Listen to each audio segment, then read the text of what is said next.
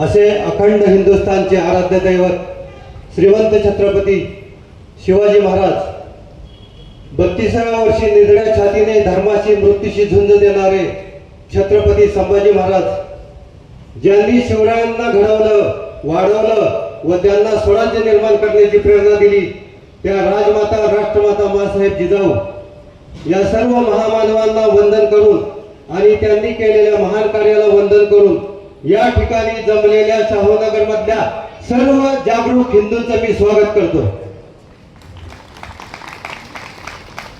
असो तू हिमाचल सारा, हिंदू हिंदू माझा आहे, भारतीय जनसिंधूचा बिंदू बिंदू माझा आहे. बंधूंनो आणि भगिनींनो, आजच हिंदू संमेलन हा केवळ कार्यक्रम नाही, तो आपल्या एकतेचा आणि सामर्थ्याचा उत्सव आहे. भाषा वेगळी, वेश वेगळा, परंपरा वेगळी, पण आपल्या हिंदू संस्कृतीमुळे आपण एक आहोत. प्रभू श्रीरामांचा आदर्श, छत्रपती शिवरायांचा स्वाभिमान हेच आपल्या जीवनाचे प्रेरणास्थान आहे. भेदभाव विसरून आपण एकत्र आलो, हीच आपल्या समाजाची खरी ताकद आहे. संकटाच्या काळात आपण एक राहिलो आणि म्हणूनच आपला इतिहास महान आहे. आज गरज आहे एकजुटीची, संस्कार जपण्याची, पुढे नेण्याची. चला हातात हात घालून पुढे जाऊया, एक सशक्त, संस्कारी आणि अभिमानी भारत घडवूया.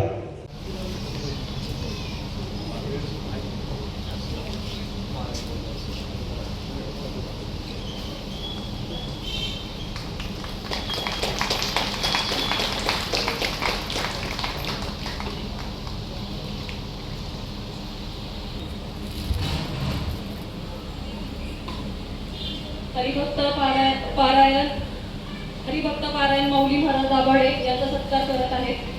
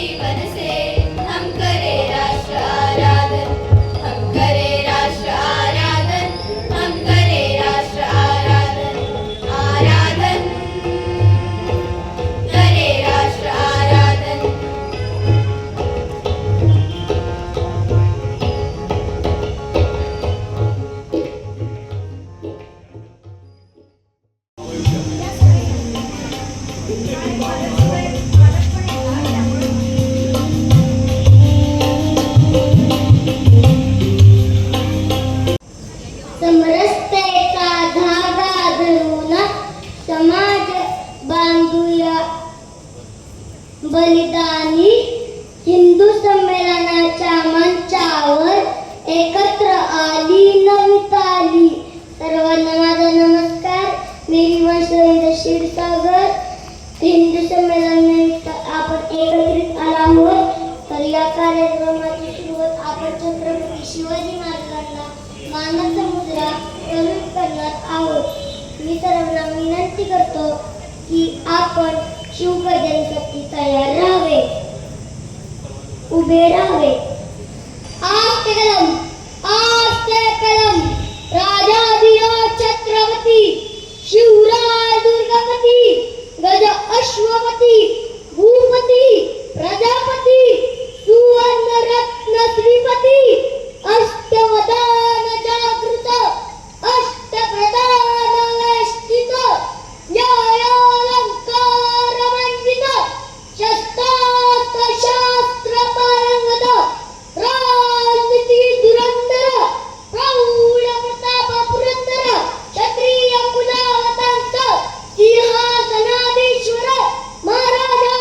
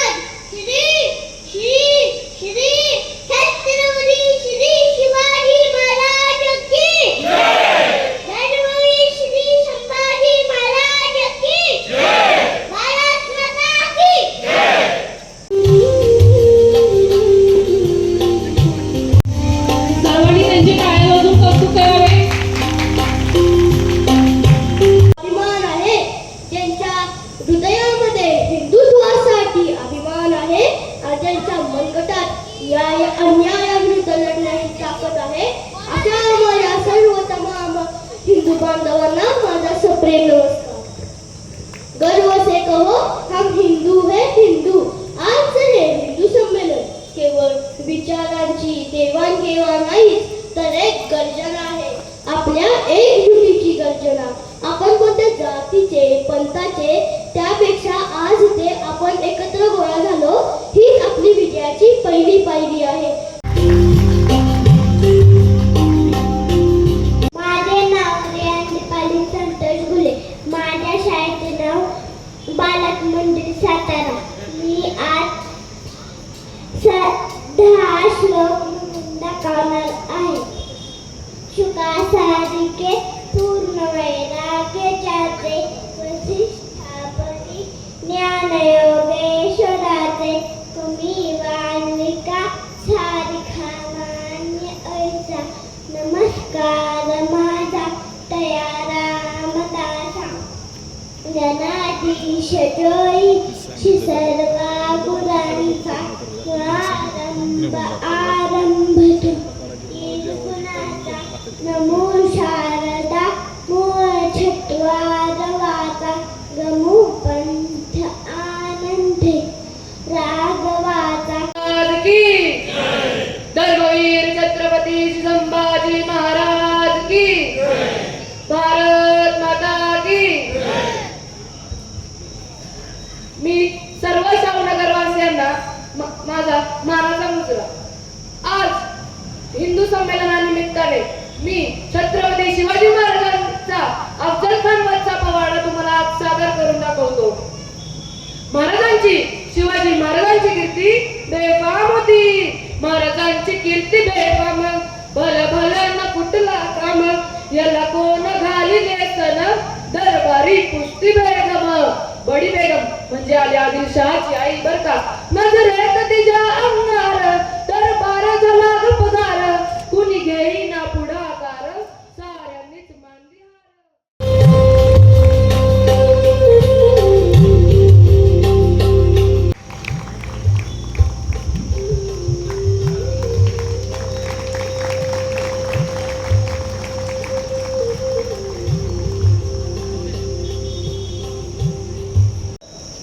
पण बघा, या कुटुंब प्रबोधनामध्ये आपल्या हिंदू धर्मात कुटुंब ही केवळ व्यवस्था नाही तर ती संस्कारांची शाळा आहे. आणि या संस्काराच्या शाळेमध्ये जे मुख्य शिक्षक आहेत ते म्हणजे आई आणि वडील. मग आता या आईचं आपल्या जीवनामध्ये काय महत्व आहे, या स्त्रीचं आपल्या जीवनामध्ये काय महत्व आहे. हिंदू धर्म असं सांगतो, यत्र नार्यस्तु पूज्यन्ते रमन्ते तत्र देवताः, यत्रे नास्तु न पूज्यन्ते सर्वास् तत्र फलाक्रिया. म्हणजे ज्या ठिकाणी नारीचा सन्मान होतो, नारीचं पूजन होतं, त्या ठिकाणी देवी देवता निवास करतात असं आपल्याला आपला धर्म शिकवतो. आणि ज्या ठिकाणी नारीचा अपमान होतो, तिची विटंबना होते, त्या ठिकाणी सर्व क्रिया या निष्फळ ठरतात असं आपल्याला आपला हिंदू धर्म शिकवतो. स्त्रीला आपल्याकडे केवळ मुलं जन्माला घालायची मशीन म्हणून इतर पंथांप्रमाणे बघितलं जात नाही, तर तिला शक्ती म्हणून पूजलं जातं. हे हिंदू धर्माचं वैशिष्ट्य आहे. बघा, आपल्याकडे धनाची देवता लक्ष्मी आहे, विद्येची देवता सरस्वती आहे. आपल्या घरामध्ये आपण स्वयंपाक करतो, आपल्या अन्नपूर्णा कक्ष ज्याला आपण स्वयंपाकगृह म्हणतो, त्या अन्नपूर्णा कक्षाची जी देवता आहे ती अन्नपूर्णा देवता आहे, जी सुद्धा स्त्री रूपात आहे. पण आज जर आपण आपल्या स्त्रीची स्थिती पाहिली तर आपल्याला काय पाहायला मिळतं. अहो, रामराज्यामध्ये रात्रीच्या अंधारात अंगभर दागिने घालून महिला एकट्या फिरू शकायच्या, आणि हल्ली दिवसा आपण फिरू शकत नाही. नकली घालून गेलो तर मार खायला लागतो, नकली का घालून आलीस, अशी परिस्थिती आहे. आज जर आपण बघितलं तर 2019 ते 2021 या कालावधीमध्ये हा जो आकडा आहे तो मी नाही सांगत आहे, हा गृह मंत्रालयाचा आकडा आहे. 1,97,400 मुली या 2019 ते 2021 या कालावधीत गायब झालेल्या आहेत. आणि 2024 ते 2025 या कालावधीमध्ये गृह मंत्रालयाने जी आकडेवारी दिली ती महिला आणि मुलींची 37,000 मुली गायब आहेत. एवढ्या मुली जातात कुठं? याचा अर्थ दिवसाला 103 मुली बेपत्ता होतात. प्रत्येक 18 मिनिटाला एका मुलीवरचा विनयभंग होतो. ही आजच्या आपल्या भारतामध्ये महिलांची स्थिती आहे. पण आज या स्थितीला काय कारणीभूत आहे आणि त्यावर काय उपाययोजना असायला हव्यात, या दोन्ही गोष्टी आज आपण पाहणार आहोत. बघा, पण महिलांवरती कुठले कुठले आघात आहेत आणि यासाठी कुटुंब व्यवस्था कशी असली पाहिजे हे आधी आपण समजून घेतलं पाहिजे. तर शिव्या शाप देत, चिडचिड करत, मला स्वयंपाक करायला लागतो, मलाच असं करायला लागतं, असं करत जर स्वयंपाक केला तर जेवताना 100% भांडणं होणार आहेत, लक्षात घ्या. त्यामुळे स्वयंपाक करताना तो नामस्मरण करत आणि स्तोत्र पठण करत आपण स्वयंपाक केला पाहिजे. किती आपला हिंदू धर्म ऍडव्हान्स आहे बघा, आणि लोक त्याला बुरसटलेलं म्हणतात की कुटुंब व्यवस्था नष्ट करण्यासाठी हे सांगितलेले आहे. प्रत्येक गोष्टी पाठीमागे विज्ञान आहे. आणि त्यामुळे आजपासून या संमेलनाच्या माध्यमातून घरी जाताना आपण संकल्प करून जाऊया की मी माझ्या आचरणामध्ये हिंदुत्व आणेल आणि माझ्या पुढच्या पिढीला सुद्धा हिंदुत्वाचं जे आहे ते बाळकडू देईल. आणि आपल्या शाहूनगरमध्ये पण जे हिंदुत्ववादी आहेत, आजचे जे आयोजक आहेत, तर त्यांनी पण अतिशय ते खूप चांगल्या पद्धतीने कार्य करतात. इथं पण काही तथाकथित काही जे आहे त्यांचं वास्तू होऊ दिली नाही, त्यामुळे संख्या पण जी आहे ती आटोक्यात राहिली. तर हे खूप कौतुकास्पद आहे. अतिशय चांगल्या पद्धतीने स्थानिक हिंदुत्ववादी जे आहेत त्यांचं कार्य सुरू आहे, त्यांचं पण खूप खूप कौतुक. आणि तुम्ही आज या ठिकाणी सर्वांनी वेळ दिला, एवढा मोठा समाज आहे पण त्याच्यातील जागृत हिंदू इथं आले, तुमचं सुद्धा खूप खूप कौतुक. आयोजकांनी इथे मला बोलण्याची संधी दिली त्याबद्दल त्यांचं मनापासून आभार. आणि संघ शताब्दी निमित्त हे हिंदू संमेलन आयोजित केलेलं आहे.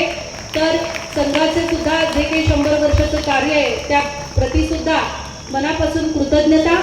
एवढं बोलून मी माझ्या वाणीला गुरुचरणी विराम देते. नमस्कार. समता ममता बंधुता या तत्वावर आविष्कार व्हावा म्हणून कार्य सुरू.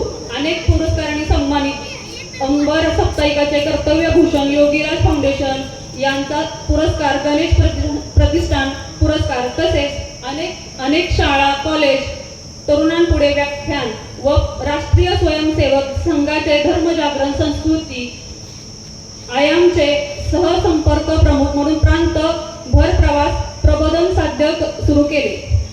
श्री ज्ञानदेव पंढरीनाथ भगवान की, माऊली ज्ञानेश्वर महाराज की, जगद्गुरु संत तुकाराम महाराज की, छत्रपती शिवाजी महाराज की. पुण्य पावन सातारा शहर, ज्या शहराला आगळा वेगळा इतिहास आहे. भारताच्या इतिहासामध्ये बाळाजी विश्वनाथ पेशवे यांच्या नेतृत्वाखाली जे सैन्य आटकेपार गेलं होतं, त्या सैन्याचं सेनापतित्व ज्या खंडेराव दाभाड्यांकडे होतं त्या घराण्यातला मी आहे. त्यामुळं आज मला इथे यायला, छत्रपती थोरले शाहू महाराजांच्या या परम पावन भूमीमध्ये यायला मला फार आनंद झाला. त्या आनंदाचं दुसरं एक भाग्य म्हणजे आपणा सर्वांचं दर्शन झालं.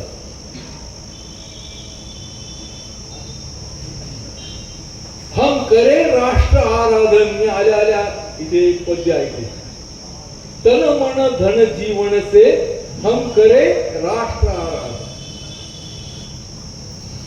हे पद्य सांगते की आम्हाला राष्ट्राचं आराधन करायला पाहिजे, या राष्ट्राचं संवर्धन, या राष्ट्राच्या संस्कृतीचं रक्षण आम्हाला करायला पाहिजे. का करायला पाहिजे हा मोठा प्रश्न आहे. कारण जगाच्या पाठीवर अनंत देश आहेत, अनेक देश आहेत, पण परम पवित्र अशी भारतभूमी ही माझी माता आहे. ती माझी माता नाही तर माझ्या रामकृष्णाची सुद्धा माता आहे.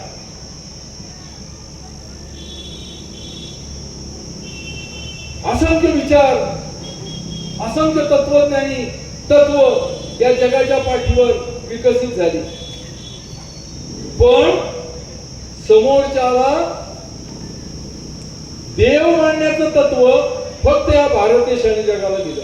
माऊली म्हणतात, जे जे भेटे भूत ते माणिचे भगवंत, हा भक्ती योग निश्चित जाण माझा. तुकोबाराय म्हणतात, वृक्षवल्ली आम्हा सोयरे वणचरे पक्षी सुस्वरे आळवी. जगाच्या पाठीवर असणारे सर्व धर्म हे इतर कोणाचा विचार करत नाहीत. एक आचार प्रणाली देतात, एक उपासना पद्धती देतात, इथपर्यंत ठीक आहे. पण प्रकृती आणि जीवन याचा विचार करणारा जगाच्या पाठीवर फक्त माझा हिंदू धर्म आहे.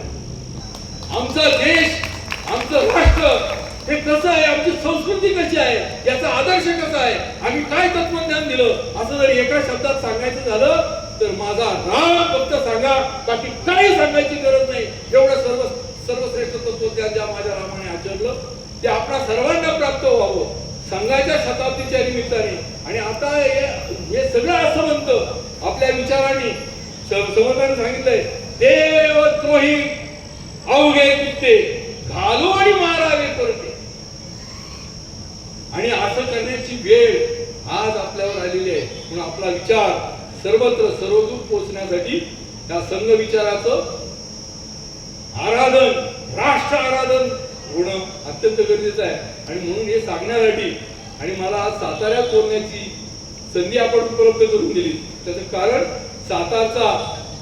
सातारच्या छत्रपती शाहू महाराजांचा मी सेनापती आहे. म्हणून मला फार इथे बोलण्याला आनंद झाला. आपणा सर्वांना खूप खूप धन्यवाद देतो. आपणाला हिंदू नववर्षाच्या आता एक महिना झाला पाडव्याचा, त्याच्या सगळ्यांना शुभेच्छा देतो. जय श्रीराम. हिंदू संमेलन शाहूनगर सातारा या संमेलनाचे प्रमुख व्यक्ती श्री विजयकुमार हनुमंतराव जोशी हे बालपणापासून संघामध्ये आहेत. त्यानंतर त्यांचं शिक्षण हे BE मेकॅनिकल आहे. त्यानंतर त्यांच्याकडे जे संघाने दिलेले दायित्व आहे ते दायित्व म्हणजे कोल्हापूर विभाग, जसा या ठिकाणी आपला शासकीयचा एक प्रांत असतो त्याचा या ठिकाणी कोल्हापूर विभाग म्हटलं जातं. त्या कोल्हापूर विभागाचे ते कार्यवाह म्हणून आहेत. अशा प्रकारे त्यांचा हा परिचय आहे. आपण आतापर्यंत ब्राह्मण समाज संमेलन, मराठा समाज संमेलन, साळी समाज संमेलन, कोळी समाज संमेलनाला कदाचित गेलो असो, पण हिंदू संमेलनामध्ये इतक्या लहान वस्तीमध्ये पहिल्यांदाच एकत्र आलो. आता ज्या 2 वक्ते बोलले त्या व्यक्त्यांनी असं सांगितलं की मुळात हिंदू संमेलन कशासाठी. हिंदूंनी हिंदू समोरचे प्रश्न समजून घेणं आणि त्याच्यावरचे उपाय काय याच्यावर चर्चा करणं. या हिंदू संमेलनामध्ये संयोजकांनी राष्ट्रीय स्वयंसेवक संघाचे शताब्दी वर्षाचा उल्लेख केला. राष्ट्रीय स्वयंसेवक संघाला 100 वर्षे 2025 साली पूर्ण झाली. आजच्या या संमेलनामध्ये जो राष्ट्रीय स्वयंसेवक संघ ज्या हिंदू समाजासाठी गेले 100 वर्ष काम करतोय त्यांच्या वक्त्यांना सुद्धा प्रथमतः बोलवल्यामुळं मी त्या सर्वांचं हार्दिक अभिनंदन करतो. मित्रांनो, राष्ट्रीय स्वयंसेवक संघाची स्थापना मुळात हिंदू संघटनेसाठी झाली. राष्ट्रीय स्वयंसेवक संघाचे संस्थापक डॉक्टर केशव बळीराम हेडगेवार हे एक जन्मजात देशभक्त होते. नागपूरमध्ये एका गरीब ब्राह्मण घरामध्ये त्यांचा जन्म झाला. घरामध्ये 18 विश्व दारिद्र्य होतं, परंतु देशभक्तीचे संस्कार त्यांना लहानपणीपासून झालेले होते. लहानपणी शाळेत जात असताना व्हिक्टोरिया राणीच्या राज्यारोहणाला 100 वर्ष पूर्ण झाली म्हणून त्यांच्या शाळेमध्ये मिठाई वाटण्यात आली. आपल्या सर्वांना माहिती आहे, कोणत्याही लहान मुला जर मिठाई दिली तर तो चटकन तोंडात घालतो. या लहान केशवाने ती मिठाई हातात धरली आणि बाहेर येऊन नाल्यात टाकून दिली. कोणीतरी विचारलं, अरे नाल्यात का टाकलीस तू? तर त्यांनी असं उत्तर दिलं, माझ्या देशात जे आले बेकायदेशीरपणे आणि माझ्यावर जे 100 वर्ष राज्य करतात त्यांनी दिलेली मिठाई मी का खायची? असं त्यांचं व्यक्तिमत्व होतं. त्यांचं व्यक्तिमत्व ज्यावेळी फुलून आलं, 9वी 10वीचं वर्ष होतं, शाळेमध्ये इन्स्पेक्शन व्हायचं होतं, इन्स्पेक्शनला अधिकारी येणार होते. या लहान केशवाचं संघटन कौशल्य तिथं दिसून आलं. त्यांनी एक सापळा रचला.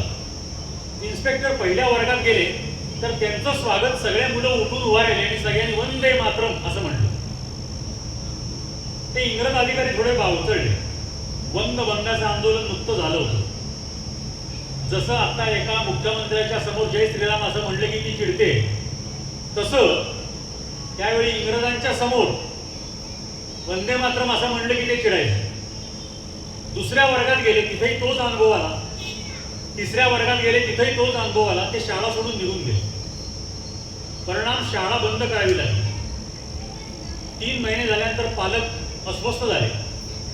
मुख्याध्यापकांनी मध्यस्थी करून एक तोडगा सुचवला. मुख्याध्यापक दारामध्ये उभारतील शाळेच्या, मुलांची रांग लावायची आणि मुलांना आत येताना विचारायचं, तुझी चूक झाली ना? मुलांनी फक्त अशी मुंडी हलवायची, मग त्याला आत प्रवेश, शाळा सुरू. 2 मुलांनी हे करण्यासाठी सुद्धा नकार दिला.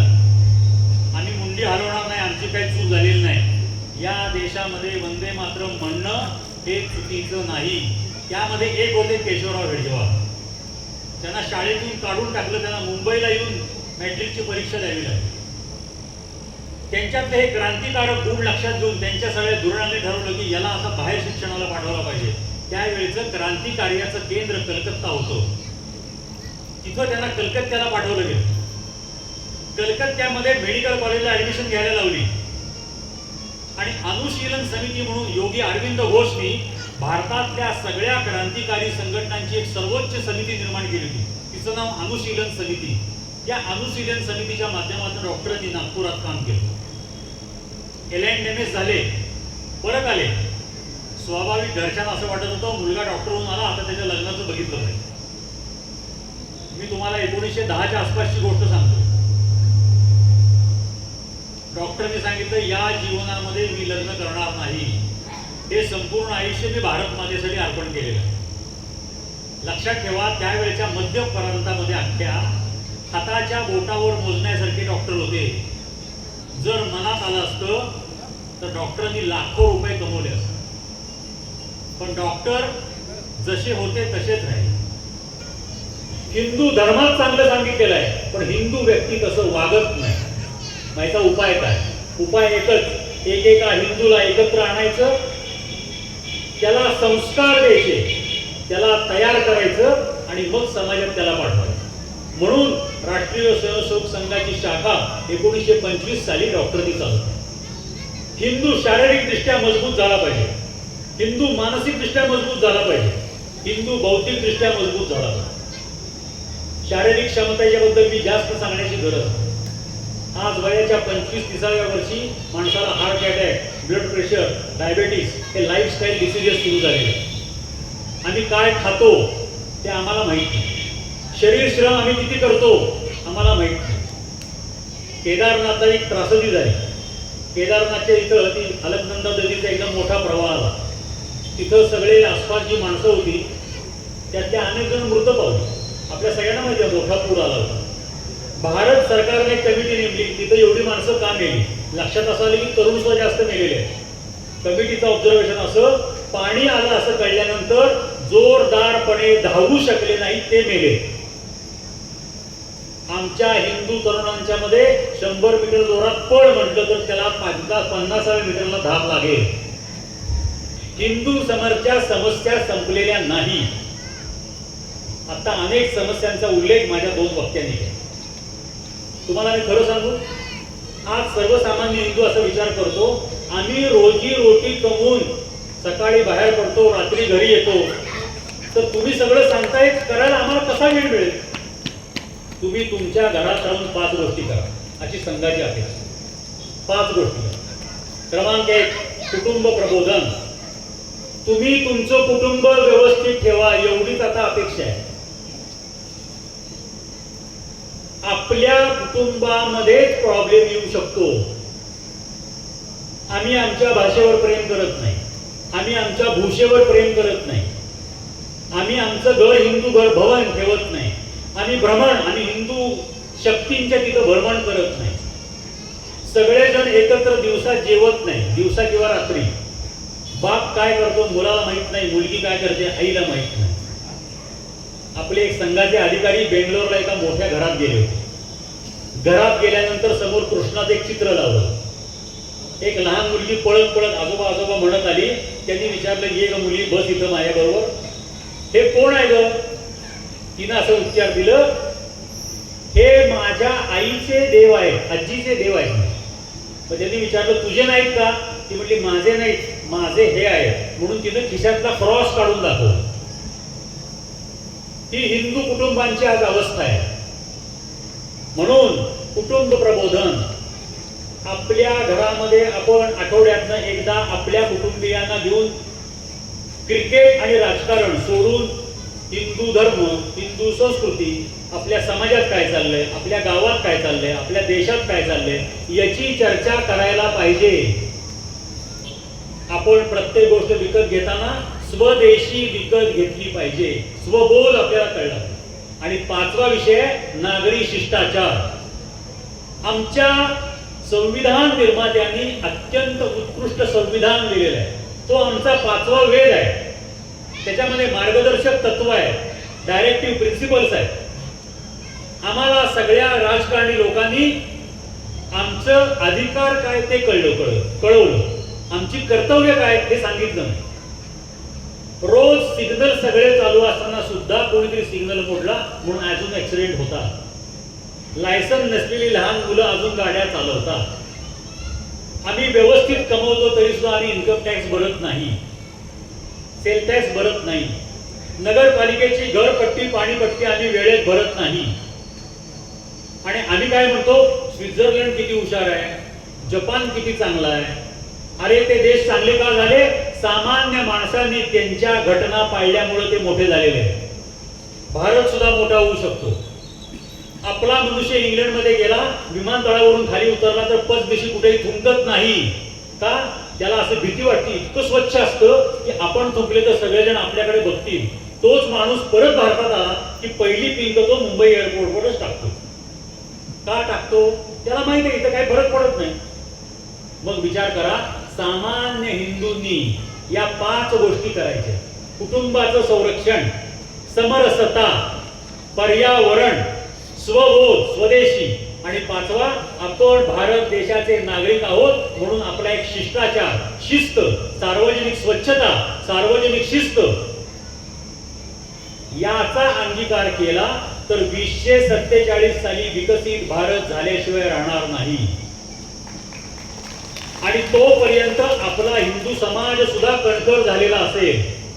याचं चिंतन करण्यासाठी हे हिंदू संमेलन आहे असं मला वाटतं. म्हणून मला जे वाटले ते 4 शब्द आपल्या समोर सांगितले. आपण शांतपणे ऐकून घेतले त्याबद्दल धन्यवाद. त्या आपल्या लहान मुलांना त्यांच्याबरोबर जोडता येईल का? त्याच्यानंतर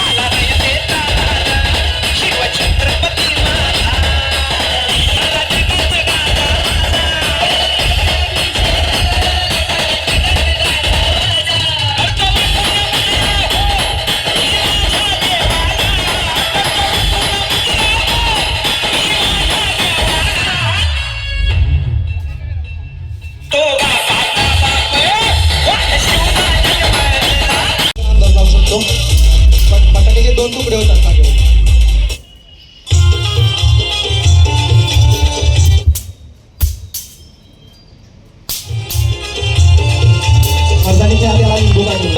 प्रस्तुत होत आहे तर सर्वांनी टाळ्याच्या कडकडाटातून याला सहकार्य केलं पाहिजे. पट्ट्याच्या साह्याने टाचेखालील बटाटा उडवणे चालू आहे. आपण जेवढ्या टाळ्या वाजू तेवढं कार्यकर्त्यांचा जोश वाढणार आहे. तरी सर्वांनी जास्तीत जास्त टाळ्या वाजवून या सर्व खेळात